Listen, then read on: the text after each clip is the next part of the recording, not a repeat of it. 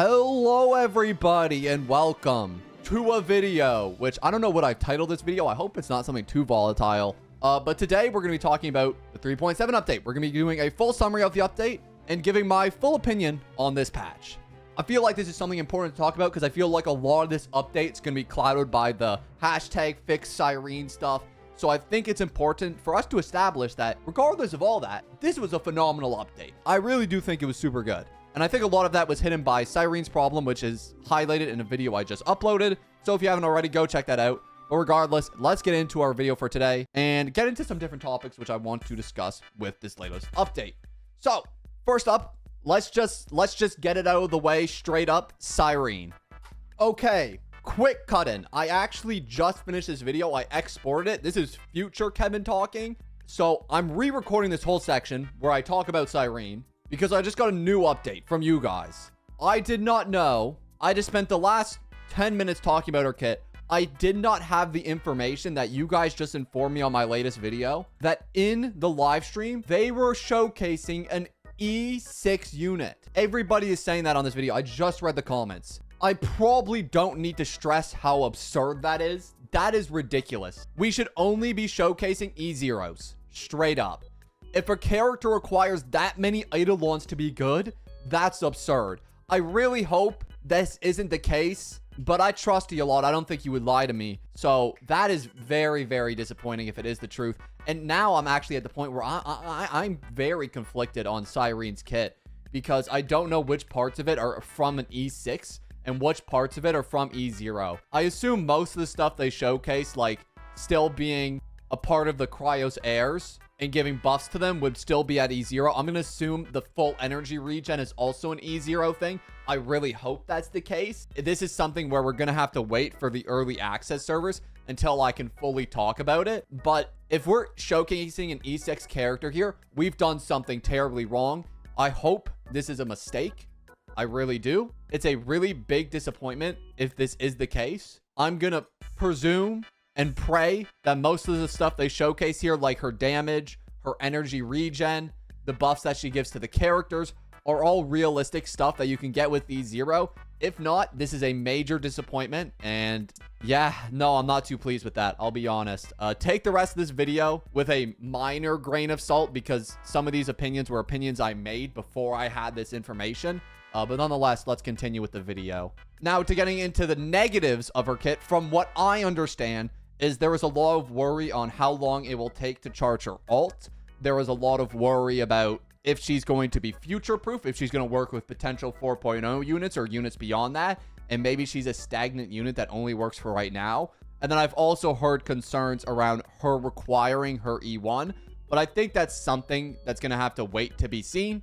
So that's my full opinion on that for right now. Cyrene's situation aside, I think this is a really good update for free-to-plays, especially because they introduced a new Remembrance Light Cone. Finally, we're getting a free one. I actually didn't catch this during a live stream, but yes, we're getting a free Remembrance Light Cone. Unfortunately, in this recap, they don't really tell us what it does, but I'm sure it's going to be good. I have a lot of faith in it. I assume this is going to be the Cyrene specific one, would be my guess. So I love that we're giving out free 4-star Light Cones. I was just making a video complaining about this. I love this. On top of that, we're also getting the Cyrene 5-star. Nothing too shocking there.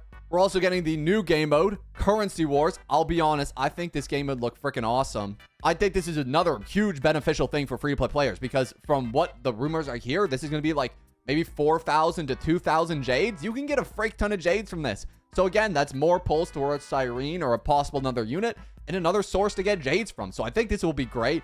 I think a lot of players are going to enjoy this, and maybe it'll increase the pull total that we get every update, because it seems to be like a continuing event that's going to last over a long period of time. It's not just going to be a short form event. So this could be really good for the future. Another great thing for free to plays is the Golden Companion Spirit, and you can claim your free Topaz if you would like. A lot of people might choose to hold on to it. I think at this point, it's going to get a little complicated on what to do with your Golden Companion Spirits, and we're going to have a separate video about this. But if you want, you can use it to claim a free Topaz, although I would personally hold on to it because I don't think Topaz is that good of a unit. Genuinely, I just think you're probably better off getting E2 Ron May, if we're being honest. My opinion. Free 10 pull to nobody's surprise. We're getting a cute little cat event. And then we're also going to get something which I actually thought was really peak, was free 5-star plus 15 relics with enhanced stats. That's right. You get to pick out a set and you can get 6 free relics from that set, all plus 15. And I think to some degree, you can also customize their substats and re-roll them, which I thought was a super cool event idea.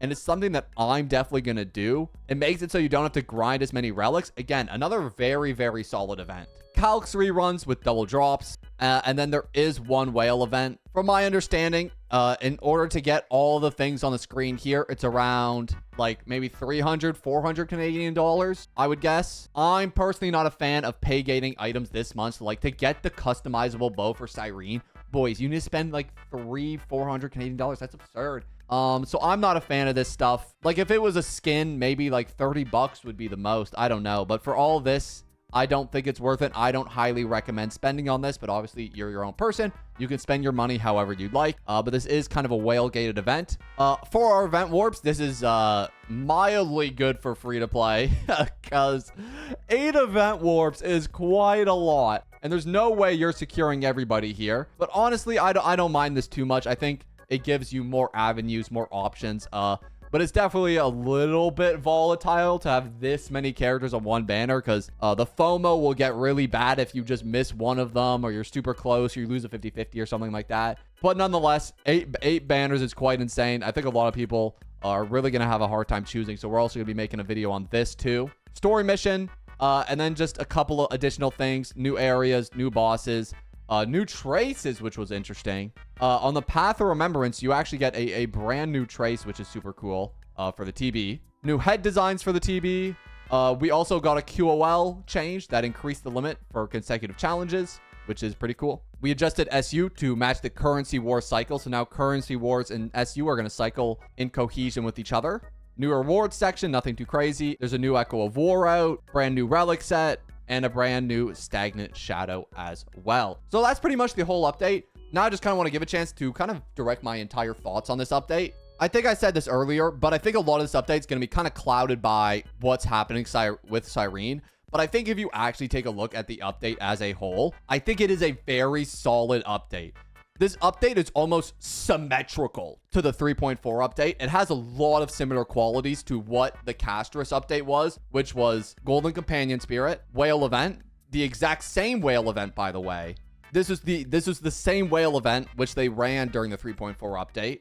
They also had 8 banners. And of course, the character of the update had a lot of drama around them. Castris with the global passive. And now we're seeing Cyrene with her drama as well. And when you take into consideration how identical it is to 3.4 and all those qualities, and the only disappointment of 3.4 being, well, what happened with Castris, and then it ended up not being a big deal. I think it's going to be a similar situation here, or right now, everybody thinks it's the biggest deal in the world, what's happening with Cyrene, but I think it's going to end up being something where we look back and go, hey, maybe we overreacted on this just a little bit. I think is going to be generally the conclusion that a lot of the community is going to come to in due time. But for right now, I know it seems like the biggest deal in the world that Cyrene's not this crazy, powerful, omnipotent character like we all want her to be. But I think if you just look at the update as a whole, aside from the Cyrene drama, I think it's a very solid update. Free 5-star, peak story, the end of Emphorius, one of the coolest characters to ever come out, peak animations, peak new event, by the way, currency wars.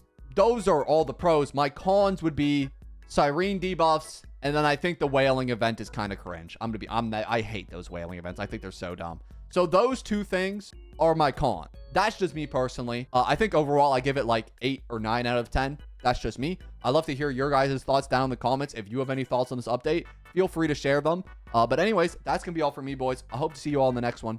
Peace.